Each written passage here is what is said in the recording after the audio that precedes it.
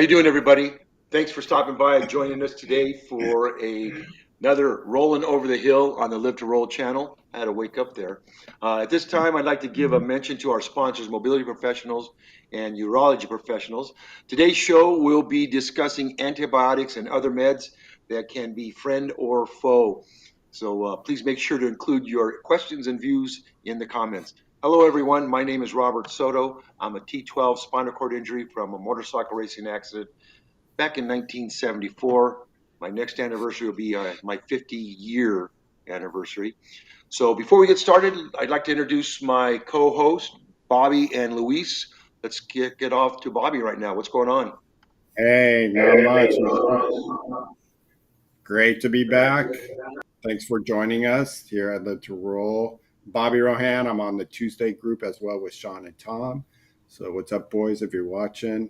I'm a C5, C6 quadriplegic.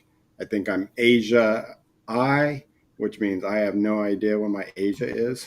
So, it's my new little thing. I'm coming up with all these different letters because, Tom found out what his is, and I'm never going to do the Asia scale because I don't know, because I'm in the old school days of you're either a quad or a para. So Yeah. you ain't changing. I'm not a tetra. I'm not a tetra. So, but now everybody here is tetra. So, but enough of my blabbing. Let's Luis. Hi, Bring it in. everybody. Hoping you guys are having a nice, cool day out here. My name is Luis. I have been injured for 43 years from an industrial accident. I'm a L3, L4, pretty incomplete. So, aside from being a rolling para, I'm also a walking para. So I walk and roll. Um, so, so at any rate, today we're going to be talking about antibiotics and medications that we take. And like Robert said, some of them help us out, some of them don't, and some of them work with other things. So back to you, Robert. Okay, so we were talking the other day about the antibiotic piece because I know for me, I've been on antibiotics for the last 7 days to work my UTI, and it's an antibiotic that I haven't taken before, and it just this particular antibiotic is nitrofurantoin, and I'm taking it 4 times a day, every 6 hours, and I swear, man, every side effect I think I get. It's hard on my stomach, which is always a hassle for me anyway, and makes your body feel a little sore, loss of appetite, tired, and so I've been battling this for a week. So today's the last day of my doses. I got a couple more doses to take, but what made it hard too is you got to have food with it. So at night when you're taking that late night uh, dose, you got to have something to eat or drink milk or whatever. And I don't know if the milk really helps me out too much. It's just the inconvenience of taking it 4 times a day was kind of a rough one. But I'm just glad I got through it. The infection seems to be cleared. I was running a fever at the beginning, and that cleared and everything that. So right up now, I mean, it did what it was supposed to, but in terms of being the faux part, it just really beat me up. I've taken Cipro before, and it's not that bad on my body. Yeah, you get a little bit of sore joints here and there, but this particular antibiotic really was hard on my body this time around. Is this a new antibiotic, new to the market, or No, new I to don't you? think so. It's new to me. It's new to me, and it's a pretty good, taking some pretty good doses on it, and just basically doing what I was instructed to do my primary.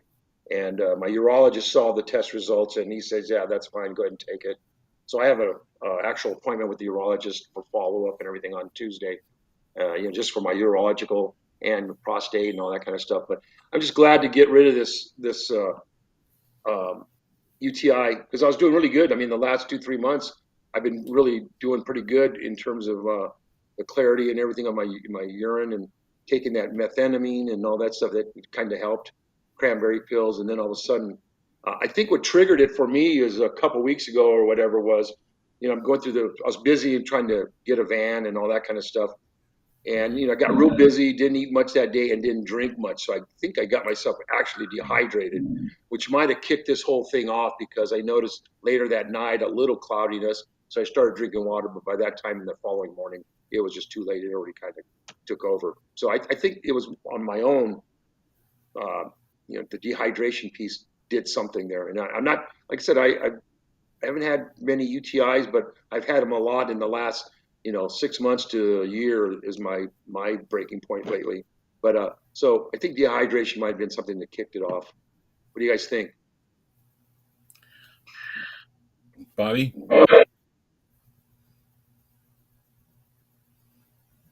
Yep, you're on. your mic's Are you out, on mute? Bobby. Whoops. Okay. Uh, Okay. yeah. I'll go with this. That maybe, do you think anything? Oh, we got Daryl in the house from Mississippi. What's up, bud? Hey, Daryl. Um, do you think any of it is like age related?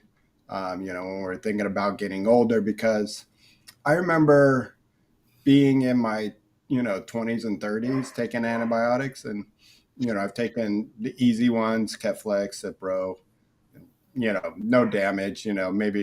Maybe you notice your poop just a little bit different, but that's about it. But the older I've been getting, I've been noticing, it's just my stomach can't handle it, like you're talking about. Yeah. And I'm on, Yeah. and obviously I've tried a bunch of different ones, and I'll tell you my story later about antibiotics. But I was wondering, have you guys seen a change the older you get?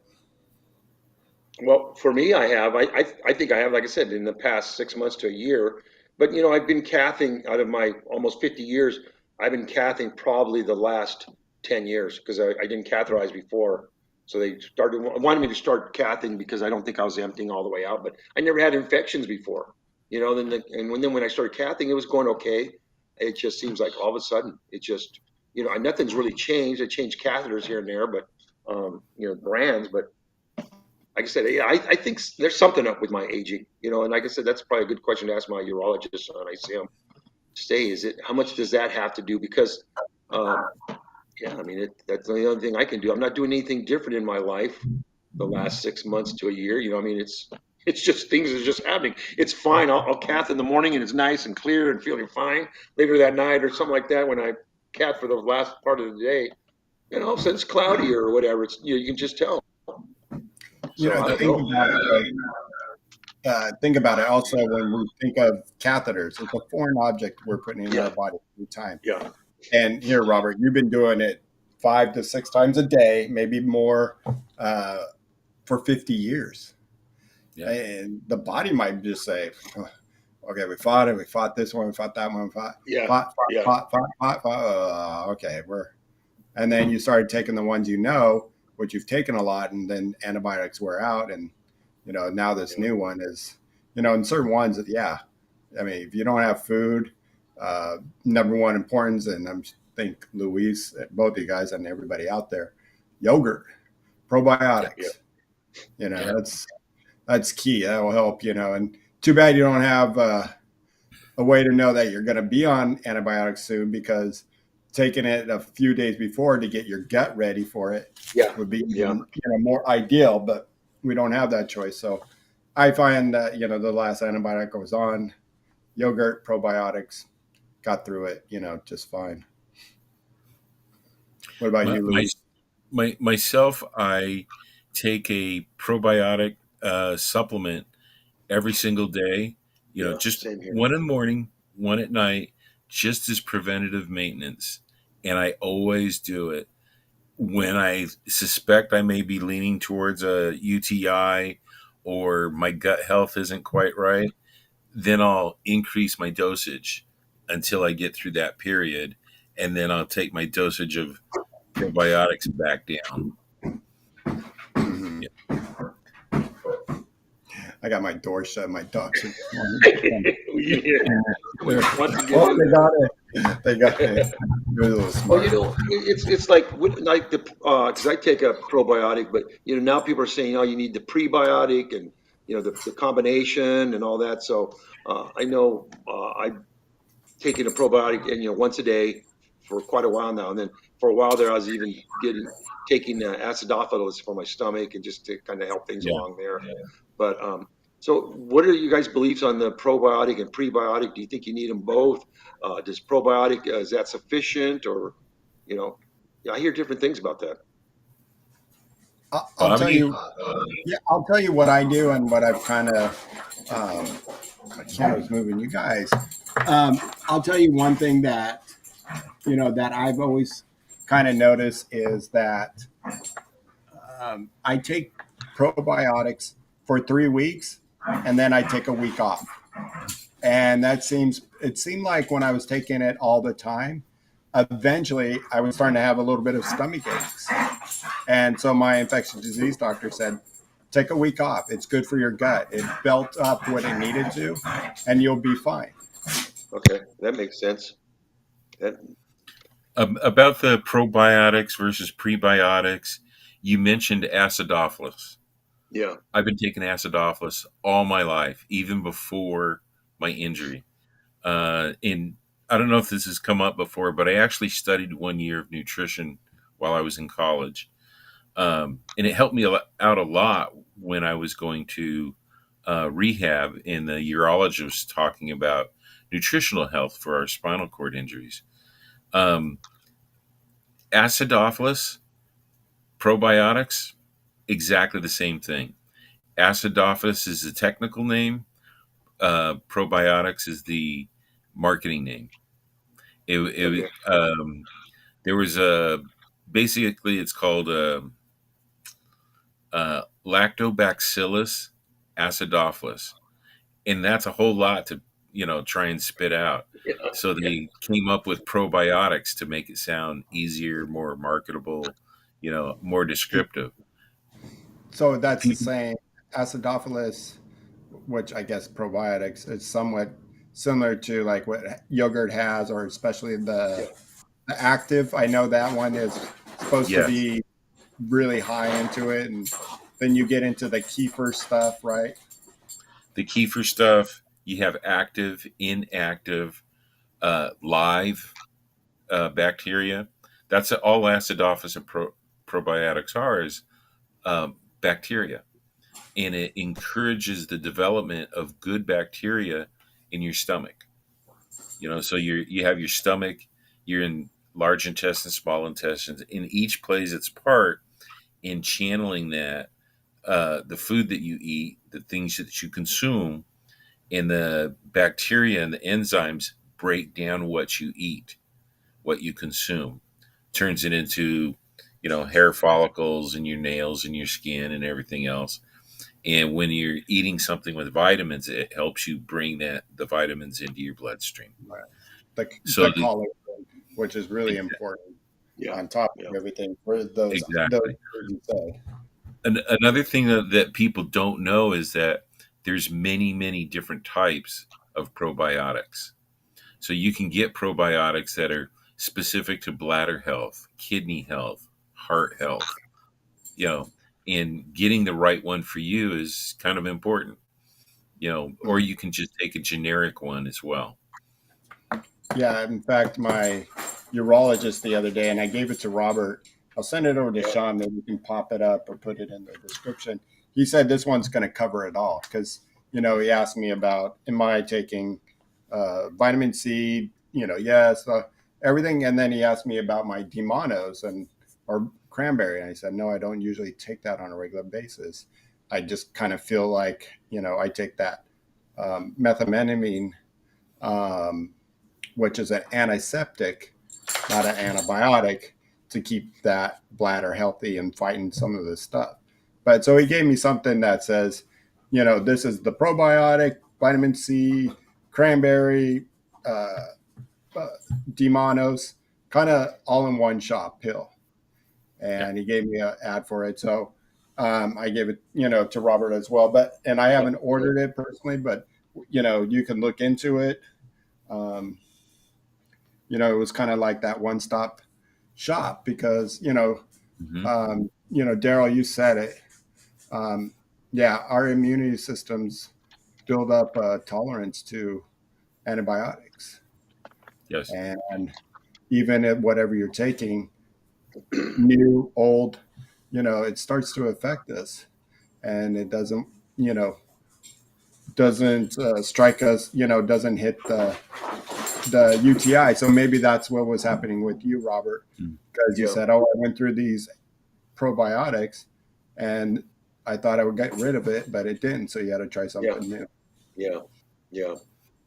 Well, Bobby, too. Now you and I were talking, and you mentioned antibiotics, IV antibiotics.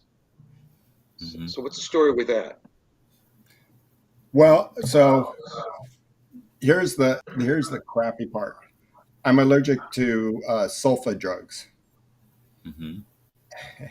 and when I do a urine culture, it tells you what it's resistant to, and all the ones that are pill form have sulfa in it, and I'm like, so I have to go over to the IV portion and get Mhm. IV antibiotics. So the last time I had to do a week of IV antibiotic because the pill has sulfa. And I don't even know if I'm allergic. I've been asking my infectious disease doctor, like, can we test me somewhere? Because I just remember one time saying that this pill made me very itchy. And they're like, oh, you're probably allergic to it because a lot of people are allergic to sulfa.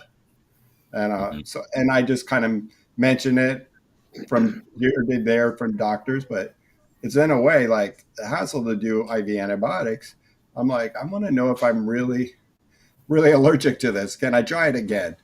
How bad is the itching going to get? If it's a mild itch, it's a lot easier to do a pill form than an IV form.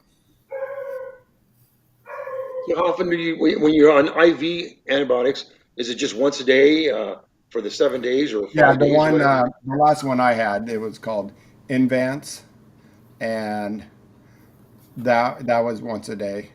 Luckily, the hardest thing is,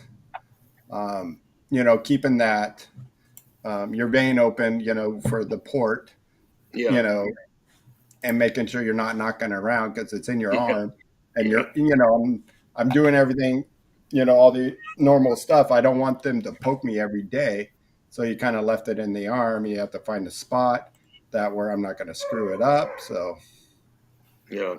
it's a pain in the butt. Yeah, the whole thing with the antibiotics is antibiotics are not they don't make a choice on what they're going to kill. When you take an antibiotic, it kills everything in your stomach, good Yeah, and bad. yeah, And that's why it's important to take the probiotics to rebuild your good bacteria, because we have both good and bad bacteria. Um, Things like Cipro will kill like anything known on the planet, just about. Keflex is not quite as strong, uh, so it's not going to be quite the same as taking Cipro. Um, Anything that you take, talk to your doctor about starting probiotics before you start an antibiotic regime. If you know you're going to start it in advance. yeah, Well, it would kind of be important, like, maybe if you're thinking ahead, like, obviously, I think I have a UTI. So what do? We turn in a urine sample. That urine sample takes what, 3 days? it So takes you might long. as well say, hey, there's a good chance I'm going to be on antibiotics, so I might as well start my probiotics. Yeah, Eat some extra Exactly. yogurt, whatever it may be. So, and and that's that's another thing. I'm sorry, but just waiting for the culture and all that. I mean, I went on the Monday, the third, before Fourth of July, and that Friday, I still didn't really have. They didn't let me know. They might have let my doctor know, but they let him know at the end of day. And so, that following Monday, here it is a week, and I just started taking. I went and started taking the antibiotic because I had to do something. I was just going to go over the weekend and all that. So fortunately, it was the primary doctor said, "Yeah, let's go ahead and take this." We haven't really got the final report yet, but it just takes so long, man. And like I said, Yeah. sitting there, yeah, it's sitting there knowing that you do have a UTI. You just don't know, what antibiotic is what'll work for it. So I had started taking it, and I just took kind of the roll of the dice, but it worked out okay, and it was one that was good for it. Well, There, and I there's think um, you have a good point in something that I just thought of, and just wanted to say hi. Our THC gal, she's in the house. Um, you get these antibiotics, and a lot of us, and I did this in the old days, and my infectious disease doctor said, you know why you're resistant to, like some of your antibiotics? Because you didn't finish it. And then you saved 3 or 4 of it. And Yeah, then when you thought you had something else, you took it without even knowing what it could be resistant to. yeah, So I screwed, myself up by not finishing my antibiotics, the full 7, 10, whatever days it were. And then, uh, and then I would think I have a UTI, so I'd just take a couple, felt better, and all that did was build up my tolerance yeah, to, my number one mhm, go-to for um, my antibiotic was Keflex. Was it Keflex mhm. or something like? Yeah, I think Keflex, and it was my go-to one, and I wore it out. yeah, Daryl said, we start building up that immune tolerance to it, and you're like, yeah, yeah. do you guys It's do something that we though, can. or I have I, you I done that in the past? well, I have it's with Cipro because I had a doctor before that um, he says that I pretty much knew, I knew myself when I was actually it was a actual UTI, and back then it was kind of the same thing that all the time. So I always had a prescription of Cipro ready. So when I'd see that anything with, the feeling in my bladder and all that, or the cloudiness or fever or odor or whatever, I'd start taking the Cipro right away. And by the third dose, that thing is cleared up and everything. There's a stuff Uri. It's called Uri, Bobby. Yeah, Yeah, I can't endorse it or say if it's going to work or not, but uh, it's worth a shot for anybody yeah, that's looking for yeah, something. I know we were pushing, Robert, you were yeah. trying it, Euphora. Eucor, Yeah, and it's just another. And I think, that looks great, but I'm sure you can go to the store and get Demonos and cranberry and vitamin yeah, C yeah, and a probiotic. It's just taken 4. He said this is now having it all in one.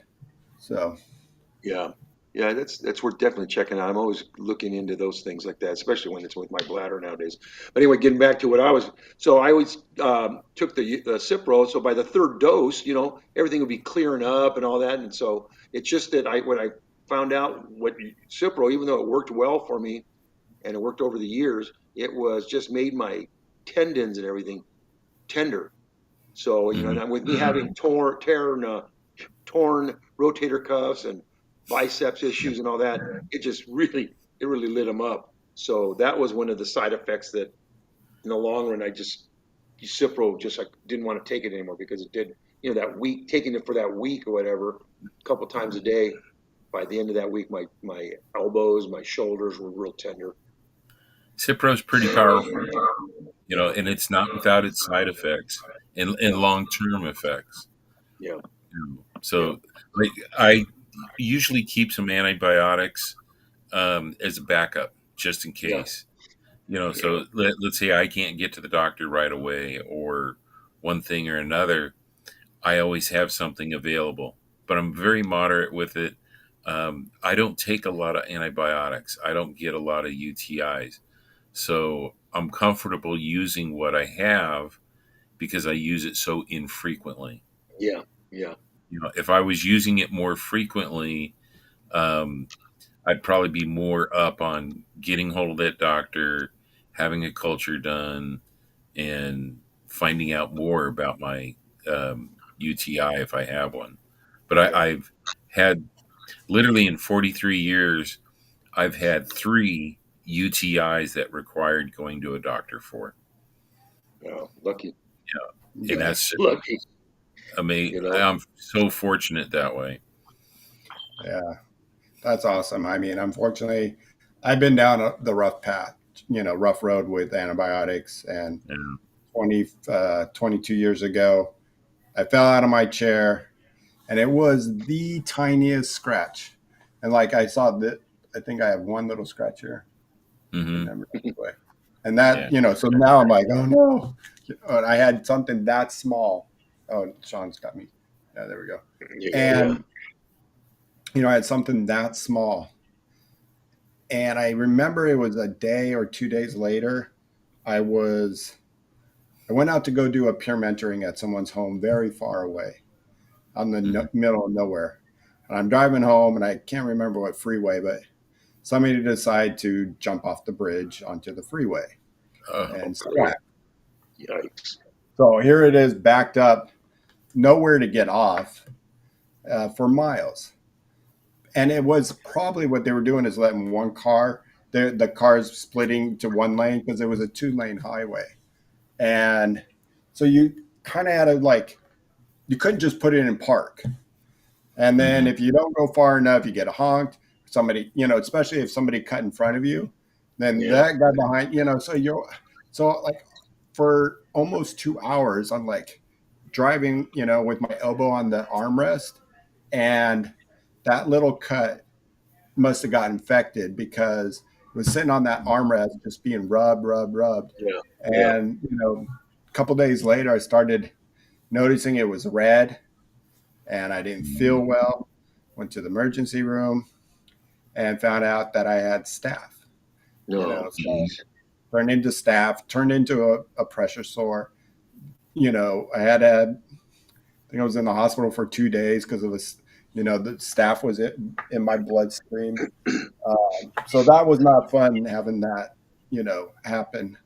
And then another time, thought it was a bad UTI and turned out to be ESBL, which it's an E. coli base Okay.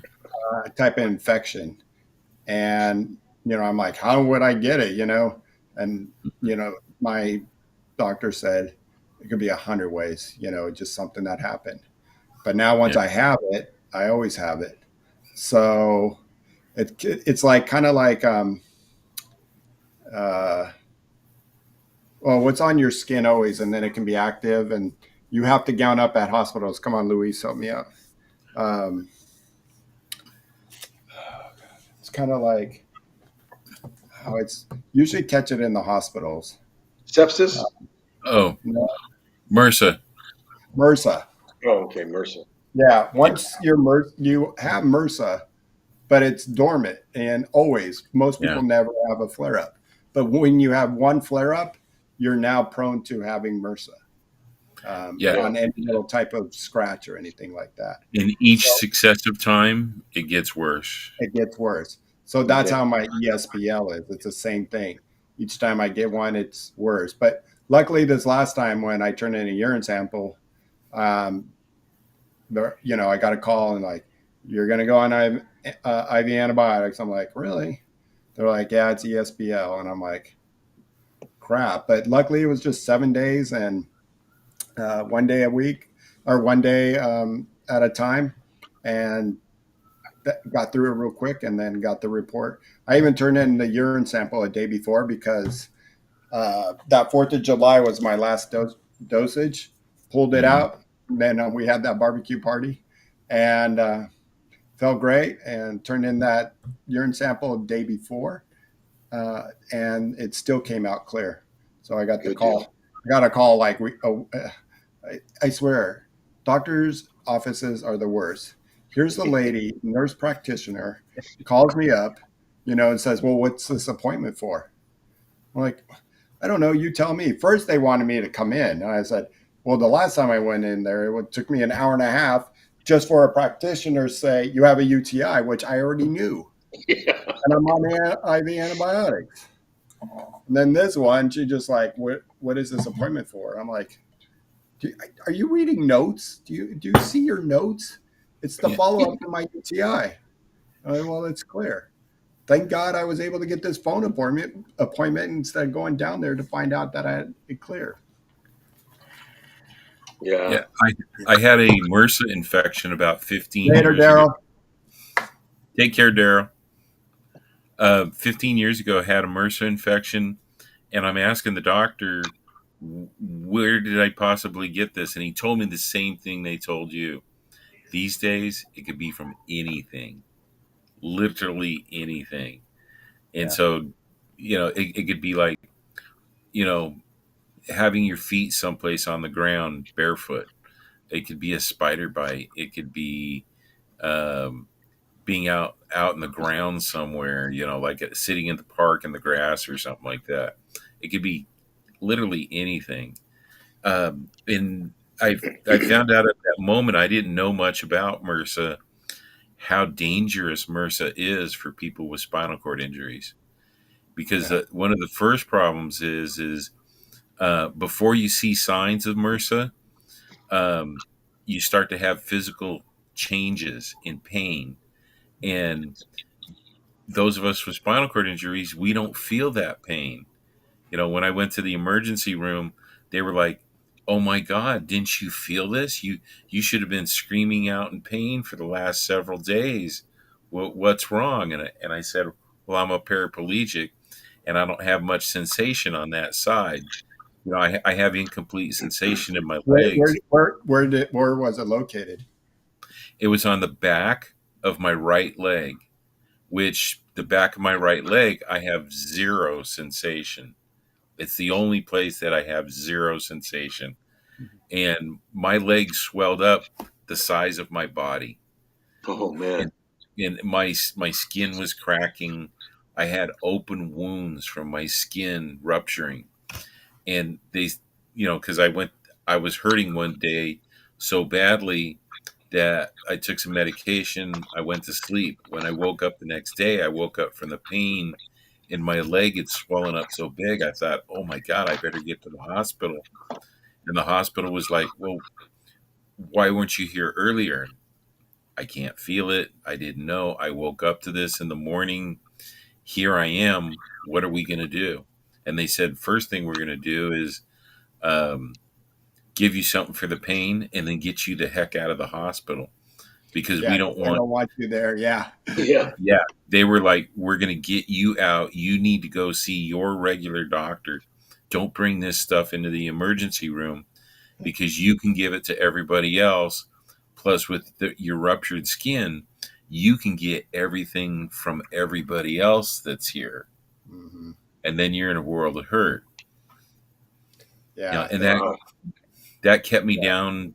Literally, I was in bed for about 3 months taking, first IV antibiotics and then pills. And they had me on all kinds of cocktails and stuff to get rid of it.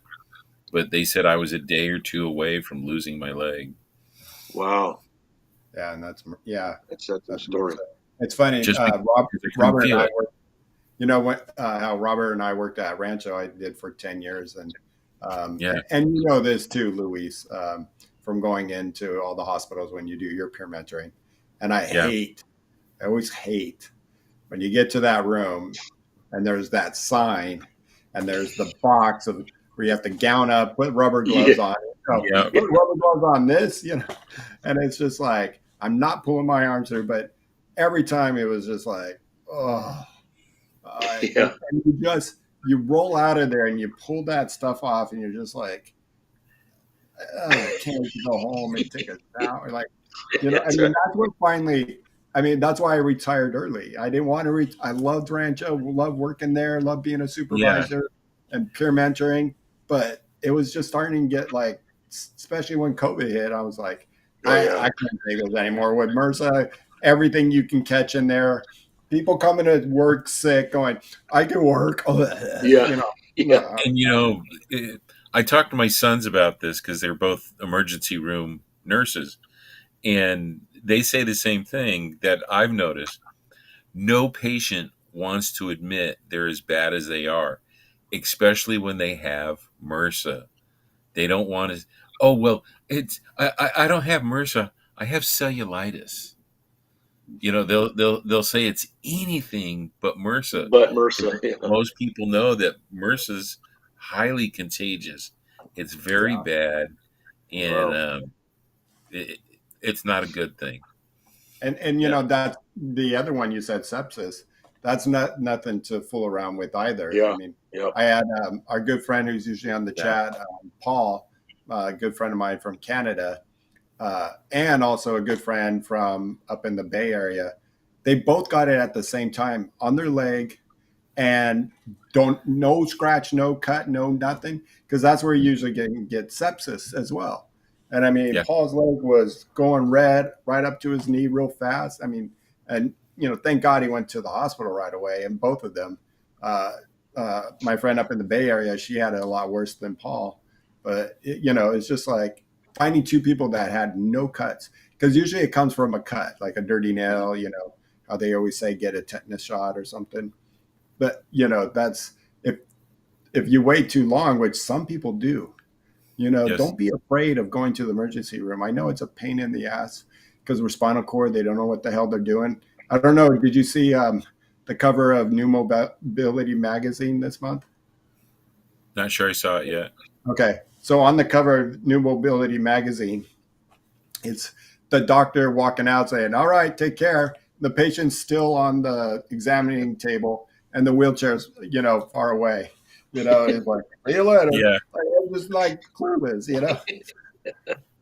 So don't be afraid. If you got something that's looking red, angry, get it checked out early. Yeah. Yeah. Yeah. A lot of the conditions or problems, extreme problems that we have as SCIs, is waiting too long to get help. And Yeah. whether it's to get an antibiotic, get a culture, get a biopsy, have something investigated, whether it's a pressure sore or anything else, we tend to wait too long. And Yeah.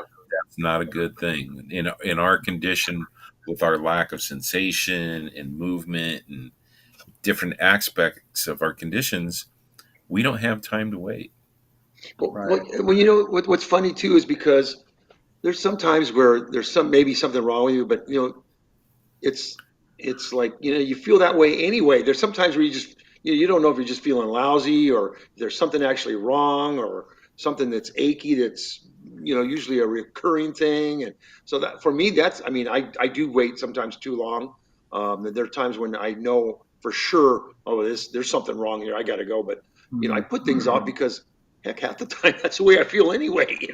It's just like going to the You doctor. make a It's great almost like point, my Robert, rule. because I do the same thing. If my gut is a little out of whack, Yeah. I'll do the same. Someone will say, "Well, you should go to the doctor. You might have the flu, or you might have this or that." And it's like, no, no, no, no. This is my bowel. Trust me. Yeah, well, I'm that's on an intimate relationship with my bowel. I know what it's saying to me and how it's saying it. Well, yeah, and that's my that's why I take anxiety pills now, because I've had so many little problems with the ESBL and the blood infections and and bad UTIs, and it's just like what are you gonna do now? Just like my wife's like take it, but I know my body now so well, like, yeah, and my wife now says you're just having a panic attack, and this is when I had the fluid around the heart, and Yeah, finally when she's like when the doctor when I said they've told me at the ER you're going to stay here overnight and probably have a procedure tomorrow, and Ellen's like, let me go home and get you some stuff. You want your iPad and your little blankie. I have a hospital blankie that I have to sleep with. It's real soft, but uh, she gets home and she gets the call from the doctor because he just told me I'm taking you to an emergency room because you're going to die any minute now. Your heart has so much fluid. You're the second highest I've ever seen. And called hmm my wife and said, he's about to die. And then, so, after I'm recovering, she's like, I'm always going to listen to you now.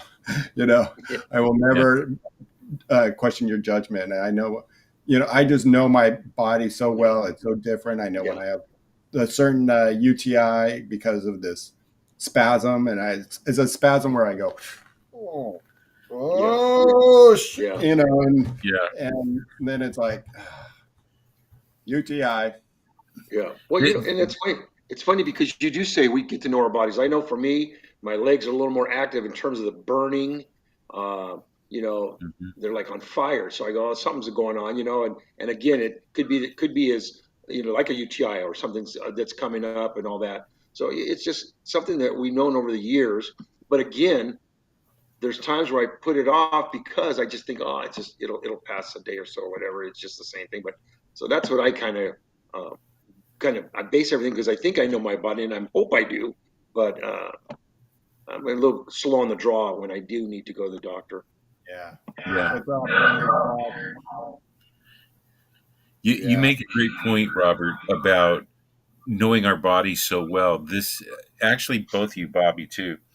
Um, because of our conditions, we need to know and understand our bodies really well, not just our bowel and bladder programs, but what we're feeling inside. Different things, pains and aches and spasms and cramps. 'Cause you guys talk a lot about spasms, which I actually don't get Yeah, I because I'm don't too either. low of an injury. So Robert, you're the same way. You probably get those cramps, Yeah, and they feel like being zapped by a taser gun or something. yeah, That's yeah. how I describe it, as a taser. Most of my pains on a daily basis, eh, it's a dull roar. I can live with it. No big deal. You know, it would And we have bother a been, lot of and you have people, been but living with the pain, right? I mean, it's I just something you live just with the get used pain. to. Yeah, you just tolerate it. I don't know about you, Robert, but did you find that trying to deal with the pain affected your ability to walk or ambulate or stand, so you'd forego the medication? No, I kind of, with me, I just kind of really, it was always a fight. When my body wasn't up to it and stuff like that, I still had to get up because like I didn't take my wheelchair with me places. So if I was feeling Mhm. lousy, I had to kind of struggle, however, just kind of push my body.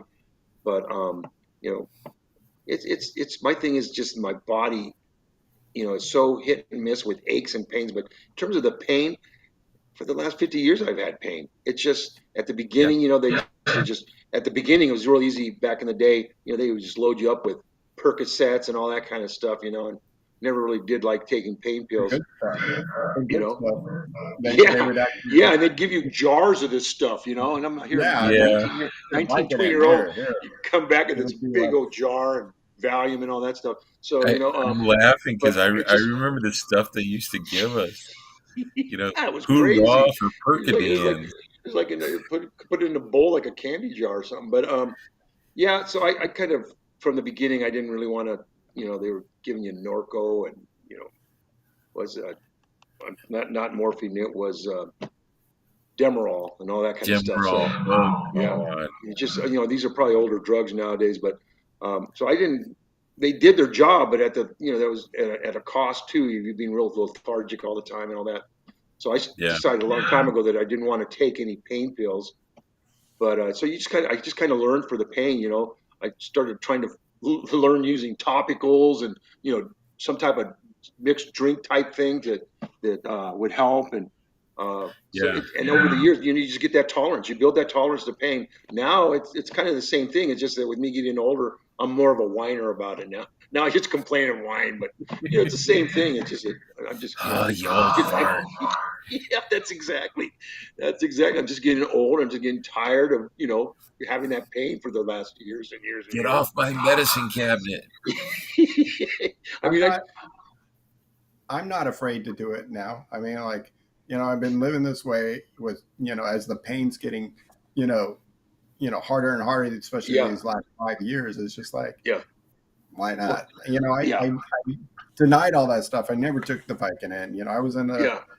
uh, a rollover car accident, went to the hospital with a concussion, came home and, I had this whole jar of Vicodin, and I'm like, I gave it to somebody, Yeah. Angry Quad, let us know what comfort tea you use. I'm curious. But he said it best, understand or die.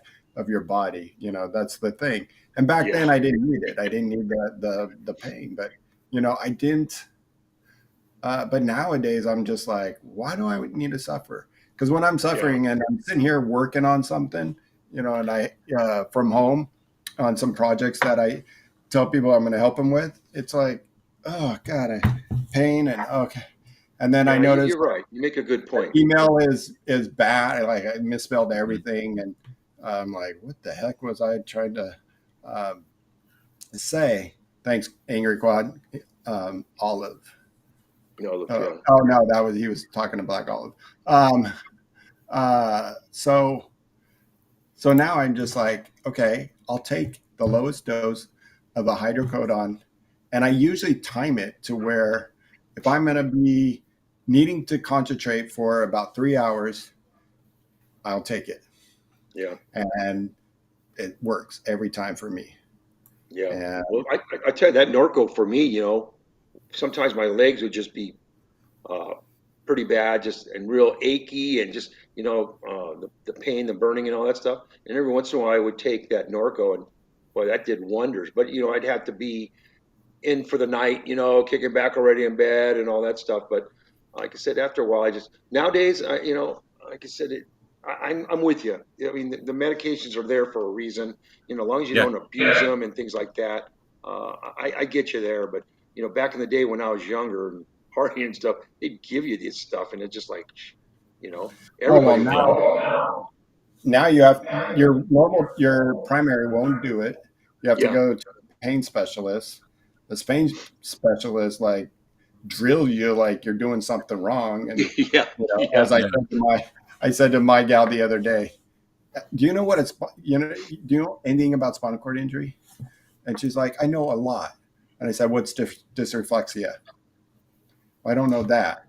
And, and I said, am I incomplete or complete? She goes, oh, uh, uh, uh. And I said, did you even look at my chart what level I am? She's like, well, you're a para. I'm like, you're wrong all Yeah, around. You don't know yeah, anything. yeah. I'm not. So it's like now you have to, almost be, kind of want to slice something open and like, do I qualify now? Yeah, yeah, Yeah. They don't understand the phantom pain, the burning pain, the yeah, yeah, tingling, and exactly. all that crap. And I know we're, I had I had a GP several years ago that um, he was trying to tell me what I am and what I'm not and all that. And I said, "Can I ask you a legitimate question?" And he says, "Sure. How old are you?" And he says, "I'm 32 years old." And I said, "I've been a paraplegic longer than you've been alive." Yeah, yeah. Yeah. It, I think we better find someone else. You don't have the experience. And where did you go to school? And he didn't want to answer the question. So I looked him up, and he went to a doctor mill. You guys familiar with the term doctor no, mill? Okay, no. it's like a puppy mill. You've heard of puppy mills where they raise dogs and Yeah, yeah, yeah. yeah, that's what a doctor mill is. Someone who's not good enough to be accepted in medical school here in the States, so they go overseas to a medical school that will accept anybody for the right amount of cash, put them through a program, but a program that obviously doesn't have the number of patients and the programs to teach them correctly. The school this doctor Wow. went to, New York State Medical Board had been trying to shut it down for like 30 or 40 years, but because it's in another country, it's out of their jurisdiction. Hmm. It's called the American Medical Institute of the Caribbean Islands. Oh my God. I never heard that, man. I never really heard of that. There are doctor mills out there, and there's such a shortage of doctors, not just here in the United States, but worldwide. The doctor shortage is worse than the nursing shortage. Oh, by far, yeah, but way by far. Um, Yeah. it's just crazy that, and to get an appointment, like I just saw in the corner of my computer, my brother finally got. My mom can barely swallow right now. It's probably due to her Parkinson's. you can't hear when she's talking, and it's really bad. She's now losing a lot of weight, and my brother just said, got her appointment for a because the doctor said need to do a swallow study, Mm-hmm. and just saw it. It's scheduled in September. Oh, Here's a lady losing weight. She's 108 and she can't swallow, and just like, it's frustrating that's when you can't crazy. get in and see your doctor for months. Our guys Paul up in Canada, he's like, it's impossible to get a doctor's appointment or MRI or anything like that. Yeah. I wanted to answer some. We had the question in our chat about, and it's okay. It doesn't Yeah, always have to be on yeah, topic. But, wanting to watch a video and understand more about a guy who you might be getting into a relationship with, and I'm, awesome. For every yeah, C56 squad out there, I'm a C56 quadriplegic, complete for the last 34 years. You can hit me up on Instagram at Robert Rohan. But the best thing is on Tuesdays, and if you look back at our channel, Live to Roll, always Tuesday, every Tuesday with Shawn, who has created this channel, this awesome channel, and Tom and myself, we're all C56 quadriplegics and have many, many discussions. Um, some of it might, you might be like, well, is he going to act like that or is it going to be like that? Everybody's different. A spinal cord, I always say, and is like a snowflake. No two are alike. And that's still, I'm going to say it, even though a friend said there's only a certain amount of shapes in snowflakes. But I always grew up knowing a snowflake is no two alike. And that's how yeah, C56 quads are. Some need a power chair. Some need, can be in a manual chair and push. Some people, Mm-hmm. need a Hoyer lift to get in and out of bed. Uh, some people, like myself, I can transfer in and out of bed. But if I fall on the floor, I can't get back up. So, and nowadays, getting older, a little more help with doors. But I used to be able to open doors, and everybody's different with their bladder. If they have, I wear a leg bag, so I'm constantly going.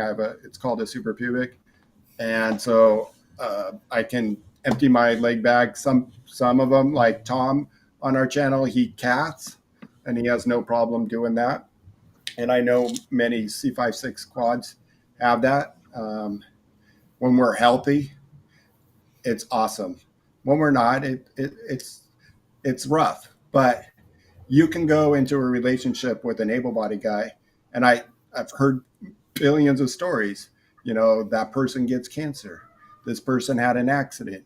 You know, Mm-hmm. what you're going into. My wife always says, "I know what I'm getting myself into." Now that I've been in the hospital a few times, she's like, yeah, I wasn't really ready for this part. But she still loves me, and I've been married for 19 years, almost 20, going Mm-hmm. on 20 congratulations, man.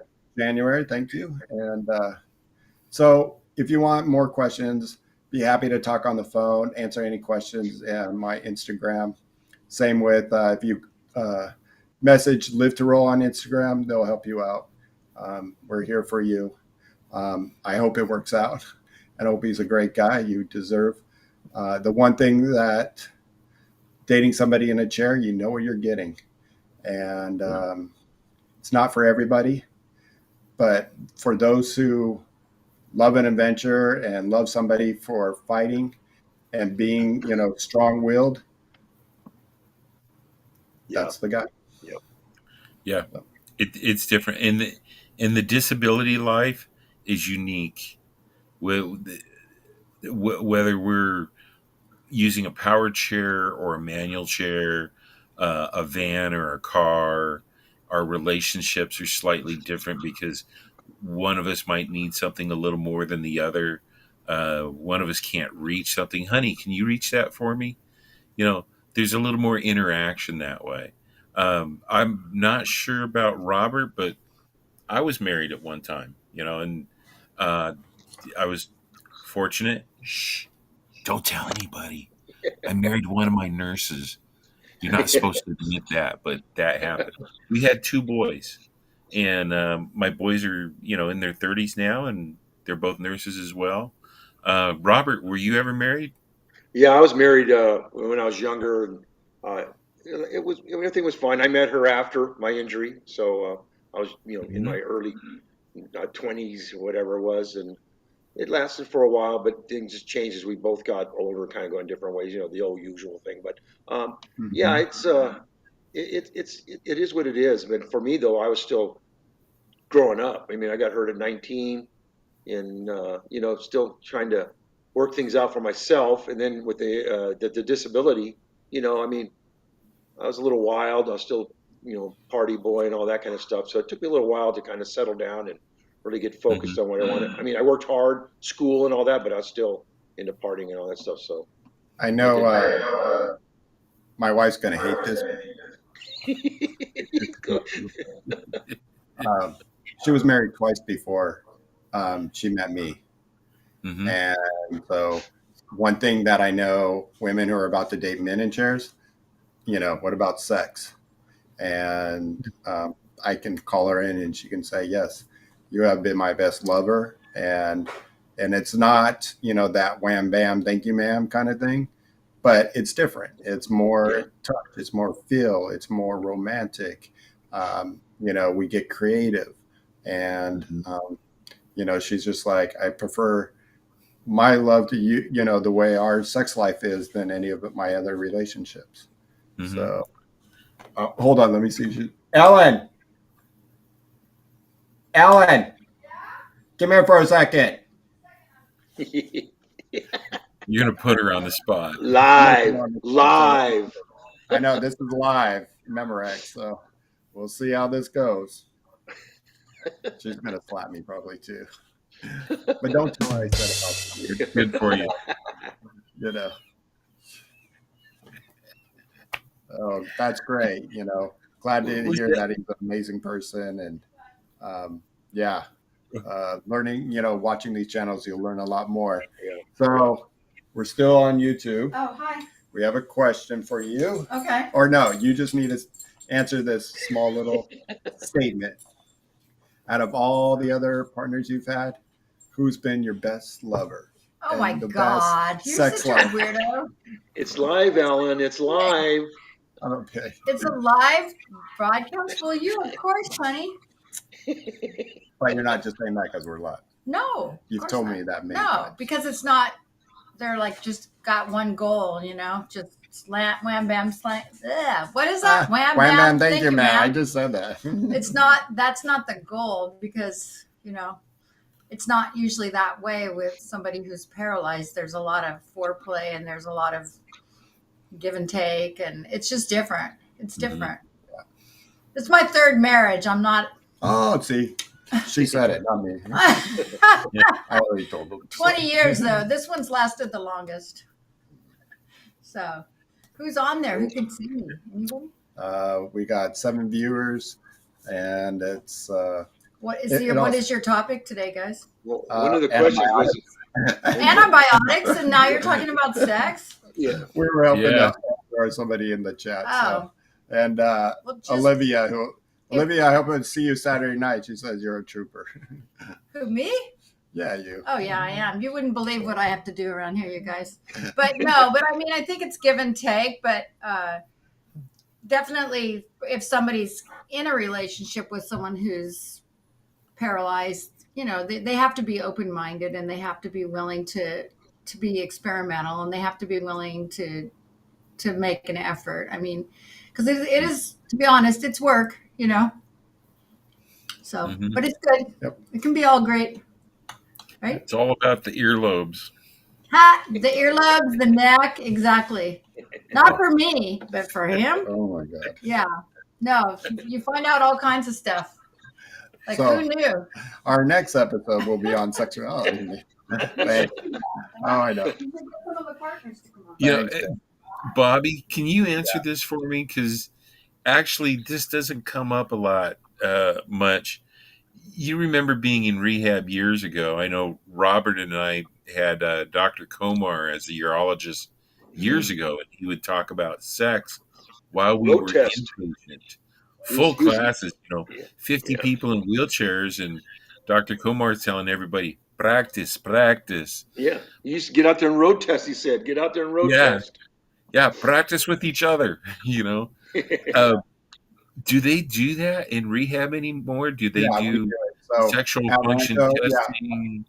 yeah, at Rancho, there's what's called starting out classes, and Really? one, and then rotates every 3 weeks with the same topic. So that 3 weeks of different topics from bowel to bladder, outdoor adventures to Mhm. going home, and one is sexuality. So they don't show the old '70s video anymore, which is a Yeah, darn. I got used to it. I was like, this is a great ass video. It was so gross, but yeah, I miss seeing those girls with their hair on their armpits, and but they don't show that video anymore. It's I funny when I remember that video. Yeah, yeah, when I was in rehab, they wouldn't show it to me. I was 17, and yeah. it was just like so dumb, and it was like, come on, And finally, I think it was, they came in one day, and we had my hospital room, and I did 6 months, so we had everything. We had 2 refrigerators, we had a Nintendo, we had 2 VCRs, a Hmm. TV. No, we had a VCR and a beta tape, because somebody had brought us a beta tape, and he goes, "I have every beta tape." So he would just bring us movies. Uh, and we had all the snacks and foods and stuff like that. So she came in and popped the tape in for me, and I watched it. I'm like, yeah, I've seen way more, but Yeah, she's like, that's not the point. And I'm like, yeah, all you had to say, is it possible? I understand. And at that time, it was before Viagra, so it was really hard for me. Once in a Bobby. while in the morning, yeah, I get it, but now with the medicines out there, it's like, okay, a lot Yeah. easier. Yeah, Bobby. I don't remember where you did your rehab. Are you a Rancho alumni as well? No, I was at Northridge, so I had Northridge. Okay. famous Dr. Rosen, who was really famous and as a spinal cord doctor, who's no longer with us. Dr. Rosen is gone. Yeah, he Passed away. passed away. Yeah, Ah, I did not know that. yeah, I always knew of Rosen. yeah. So, Okay. yeah, That, that's one of the things about growing older with an SEI. You lose your doctors along the way. yeah, I Yeah. know. I Yeah. lost Doctors. my favorite urologist. I lost, about 10 years ago, Yeah. and Yeah. oh god, I was like, ugh. Some of the great nurses too, as well. The ones that were there every And day for therapists, you. Oh yeah, yeah. So nurses, therapists, different specialists. Yep. Yep. yeah. And I have I that know. too. I go into talking to students for OT classes and PT. I'm like, I've been paralyzed longer than you've been alive. So that tells you anything. Yes. Yeah. Oh yeah. Oh, all of that's hilarious. Yeah. That's funny, Olivia. Hey, I know we're getting closer to the end of Yeah, the we show are. here. So, Luis, do you want to just give a shout out to our sponsors? Yeah, I'd like to give a shout out to Mobility Professionals. They are a DME provider here in the Southern California area. Um, they have people there that are trained, people with disabilities themselves. Um, it's an outstanding unit that goes out of their way to look at your needs, what your wants are, and tries to match that up with your insurance. They are a outstanding facility. I've actually been to their facility, like I think most of us have. Hmm. Great, great people. Our other sponsor is Urology Professionals, which is also associated with Mobility Professionals. However, Urology Professionals is a nationwide company, and they can provide for all your urological needs, whether you need catheters or bags or um, something special, something that's unique. There are so many different options today. It's worth it to call them and ask them, I need this. Can I do that? Is this possible? Call them, ask them. they'll let you know. Bobby, Robert? Oh yeah, they're amazing. The one thing mobility professionals can do down here in Southern California, they can do the wheelchair and help you measure up, come to your house, make it really easy for you. Urology professionals handles more on the catheter and urological supplies. So if you're in need of that, reach out to them. Great people. Good. I know we're wrapping up, and it was a topic. Kind of got off topic, but that was great. You know, I was glad to Mhm. bring my wife in. And, she's my number one hero. But um, I lost my train of thought. Oh, we were talking about antibiotics today, so be careful with your antibiotics. Do what it says on the pills. If it says take for 10 days, take it for 10 days. Mhm. Take your probiotics, your yogurt, your kefir, whatever you Stay may help with hydrated, that drink plenty of water. stomach. Yeah, and being hydrated. We didn't talk about that, but being hydrated for sure. You know, and then there's times. One thing we didn't touch, but I'll just touch on this real quick is I work with an infectious disease doctor now because of the ESBL. My urologist I see him once a year and he kind of signs off, and he's more for my catheter suprapubic than anything. And but my infectious disease doctor will always look at my results, and she'll call me and say, "You know what? How are you feeling?" And I said, "It was just that one day. Now I feel great. I've been drinking lots of water and flushing it out." She goes, "Good. I don't want you to take antibiotics. You have something, but let your body fight it. Don't try it on your own. Let your doctor make that decision. You don't Mhm. make that decision." Yeah, yeah. Yeah. Anything else, Luis? Yeah, before we get out of here, Triumph Foundation is having their Let 'em Roll Casino Night Gala coming up here next Saturday night on the 15th. There's going to be rugby, I believe, this Sunday. Live to Roll, Triumph Foundation will be there. Um, the Superhero 5K in September 16th. By the way, guys, get your outfits ready for the Superhero 5K because I've already started. And I No. ain't telling you what it is. You're going to have to find out. And the last thing I want to mention, it's hot. Across the country, it is hot. No matter where you're from, what part of the country or the world you're in, it's hot out there, people. Stay cool. Take care of yourself, hydrate, be concerned about staying cool. If you're susceptible to AD, be aware of that and how the weather conditions can affect you. Yeah, Take care of yourself. yeah, absolutely. Robert, any last words of No, wisdom? just good show. Just like I think you gave good advice. Just take those regimen of antibiotics for the full length. Don't stop midway just because everything's getting it looks better and all that. That's important to just to stick with it, even though there's some side effects and things like that. But for the most part, they do what they're supposed to do. And thank you for joining us today. And we'll see you in a couple weeks. And Actually, whoops, I always get that. We're still like kind of talking about a little yeah, feedback. Uh, Next Tuesday, Shawn, if you want to put it up, is our Lit to Roll with our 3 quads, Tom, Shawn, and myself. That's every Tuesday at 3:30. And then on Wednesday, we have Tom and his gaming. I caught a little bit of him playing some Fortnite last night with some buddies. Looked like they were having a good old time. And then next week on Thursday is our women's show at 3 p.m. We're not, we might be live there because they're going to be at the Rolettes Experience. And so we'll see if we're going to be live going on. If we are, you'll see me, you'll see Shawn because we have a booth. And so check that out. It should be a lot of fun.